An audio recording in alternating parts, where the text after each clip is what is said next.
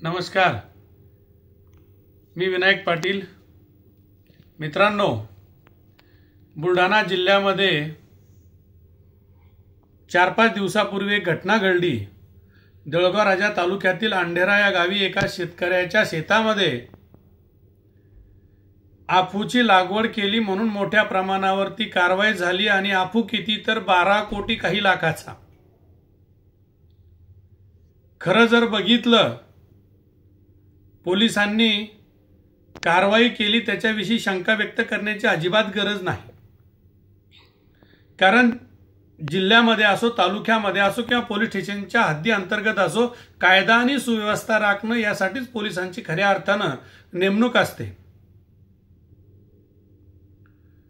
पण जी शेतकऱ्यावरती कारवाई झाली त्याविषयी अनेक प्रश्न समोर येतात। मित्रांनो, बुलढाणा जिल्ह्यामध्ये सगळे अवैध धंदे, वाळू असेल, लॉटरी असेल, वरली मटका असेल, पत्ता असेल, चक्री असेल,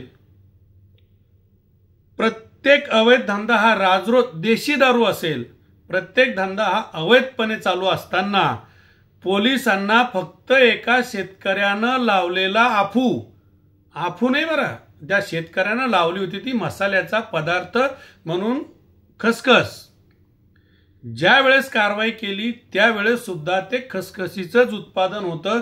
त्याच्यापासून कुठल्याही प्रकारच्या आफूची निर्मिती त्या शेतकऱ्यानं केलेली नव्हती। खसखस हे मसाल्याचं पीक आहे। महाराष्ट्रामध्ये लागवडीला ज्याला जरी बंदी असली तरी सुद्धा त्या शेतकऱ्यानं अंमलीजन्य पदार्थाचं उत्पादन हे केलेलं नाही।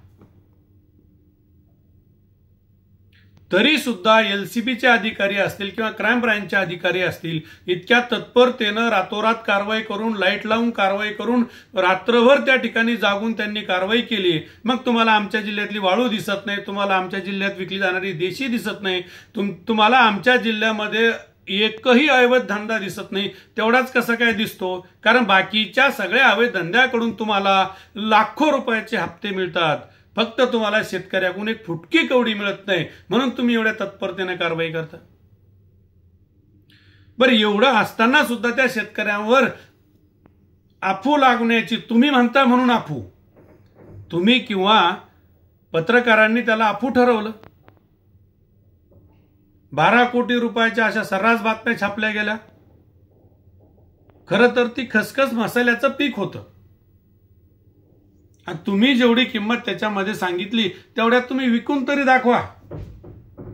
तुम्ही जी 12 कोटी काही लाख रुपये सर्रास बातम्यांमध्ये छापली, ज्या डोकंनी त्या पत्रकारांनी सुद्धा त्या बातम्या छापल्या। अरे, आफू कशाला म्हणतात, खसखस कशाला म्हणतात? जर तुम्हाला शेतीचं ज्ञान नाही तेवढ्या बातम्या छापता कशा काय? बरं, ती वेळ आली कुठून?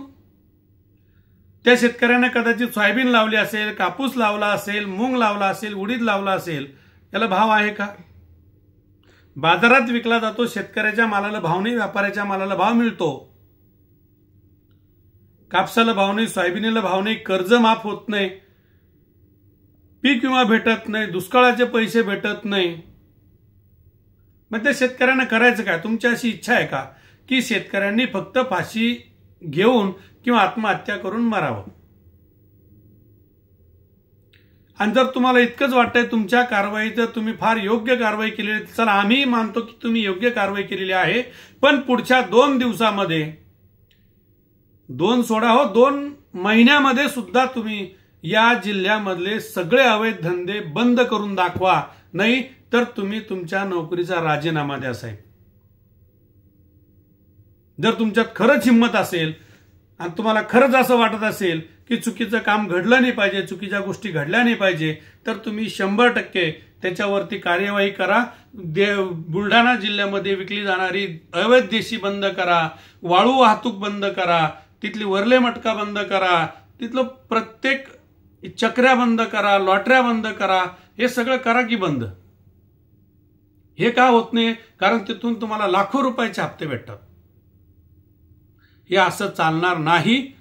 पण त्यातल्या त्यात त्या शेतकऱ्याला पोलीस कोठडी, PCR पोलीस कोठडी भेटली म्हणजे काय तो आतंकवादी आहे किंवा तुम्हाला अजून काय त्याच्याकडून इन्क्वायरी करायची आहे हे पण कळत नाही।